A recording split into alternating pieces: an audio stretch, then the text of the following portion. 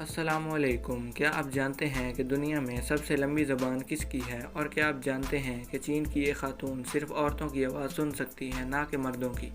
और ऐसे ही मज़ेदार और हैरत अंगेज़ फैक्ट्स आप आज की वीडियो में जानोगे। तो दोस्तों, मैं हूं मोहम्मद शहाबुद्दीन और आप देख रहे हैं ब्राइट ब्रेन स्टफ़। तो चलिए दोस्तों, चलते हैं वीडियो की तरफ। Fact number 1।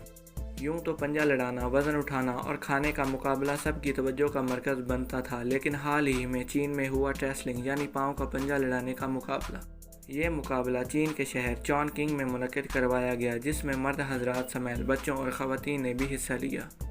रेसलिंग मुकाबले का दौरानिया 1 मिनट था, जिसमें पाँव के अंगूठे से मुखालिफ खिलाड़ी को शिकस्त देना थी। खेल का इनेकाद करने वाली इंतज़ामिया का कहना है कि रेसलिंग तैराकी के मुकाबले से पहले रखी जाती है, ताकि तैरते वक्त इनके पट्टे दर्द या दुश्वारी का शिकार ना हों। खेल में शरीक खिलाड़ियों का मुतालबा है कि इस मुकाबले को ओलंपिक खेलों में भी शामिल किया जाए। Fact number 2।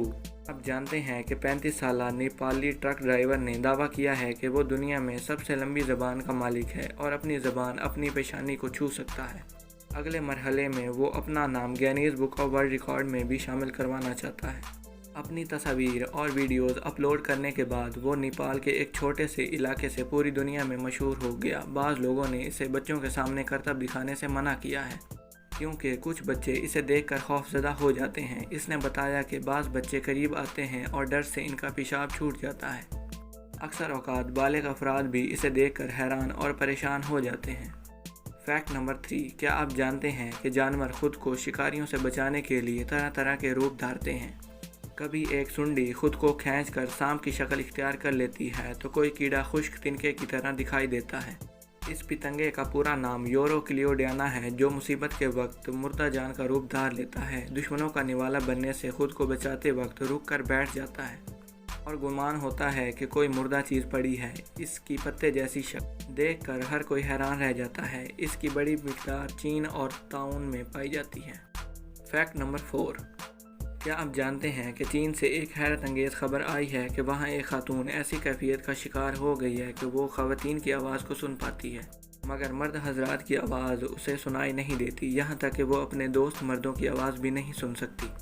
खातून को एक रात कैद और कानों में सीटियाँ बजने की शिकायत हुई। सुबह बेदार हुई तो मर्दों की खातून को एक रात कै और कानों में सीटियां बजने की शिकायत हुई। सुबह बेदार हुई तो मर्दों की आवाज़ नहीं सुन पा रही थी, यहाँ तक कि वो अपने दोस्त की आवाज़ भी नहीं सुन पा रही थी। जनूब मशरक़ चीन के इलाके चियामन में रहने वाली खातून हस्पताल गई तो वहाँ डॉक्टरों ने उसे बताया कि वो रिवर्स स्लोप के मर्ज़ में मुब्तला हो गई है, जिसमें इंसान कम फ्रीक्वेंसी की आवाज़ नहीं सुन पाता। ये कैफियत पूरी दुनिया में सिर्फ 3000 अफराद में ही रिपोर्ट हुई है। इसका शिकार मरीज़ मर्दों की आवाज़ नहीं सुन पाते, क्योंकि मर्द धीमी फ्रीक्वेंसी में बात करते हैं। Fact number 5। आप जानते हैं कि अमेरिकी इंजीनियरों ने हैरत अंगेज़ पेन बनाया है, जिसे किसी भी रंग की शय पर रख दिया जाए तो वो उसी रंग का लिखना शुरू कर देता।